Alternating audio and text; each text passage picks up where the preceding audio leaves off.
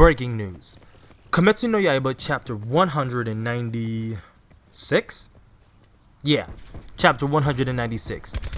I'm appreciative that all of my questions that I'm having regarding the ending of, this entire series are being answered almost in its entirety. Every question that I've had for all my other reviews leading up into this point have been answered at some point, with the last of the major questions being answered now. What would happen if Musen was like, fuck all this shit, I'm about to split, literally, right?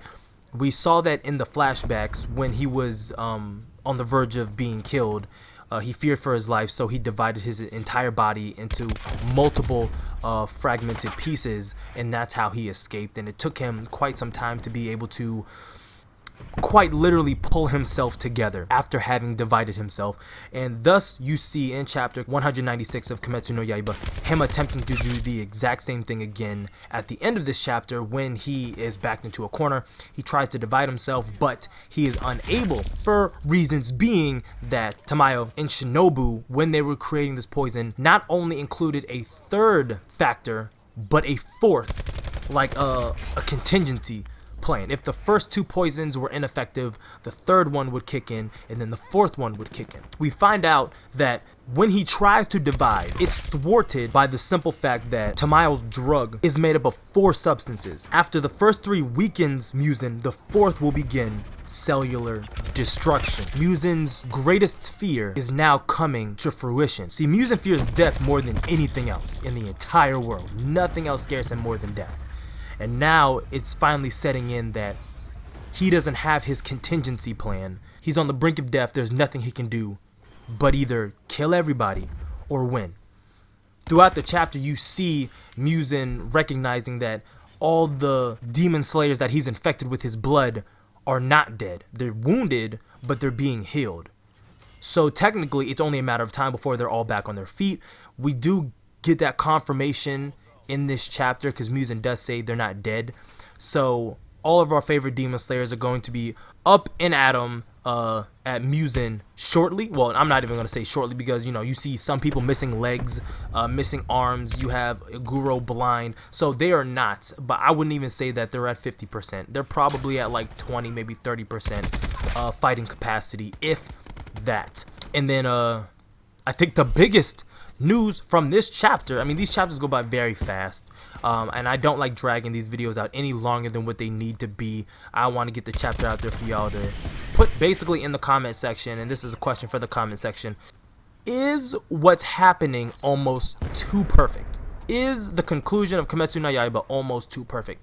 4 substance in 1 vial of drug that was given to Musen that are just the easiest countermeasures to him. Now granted, Tamayo's been at this for a while, like centuries, okay? So it makes sense that she would have the perfect plan in order to kill Musen. But is it just a little bit too perfect? A drug that, if it couldn't poison him, would accelerate his age, and then after that would prevent him from dividing? What type of drug is there that prevents you from dividing? And then not only just 3 but 4, and the 4th drug being cellular degeneration. Now the cellular degeneration, that's not an issue. I mean, you have snakes who have venom that can do that. That's not the hard part. But a serum that prevents you from dividing? I don't know. It just seems really just convenient. Like, okay, and for it to work this effectively. Usually when you add multiple things to a medicine, the effectiveness of it will generally go down because it's not just focused on one thing, and now it's not divided amongst 2, it's divided amongst 4. So yeah, and judging by the capsule or whatever you want to call it that we saw administered to Musen, I find it very hard to believe that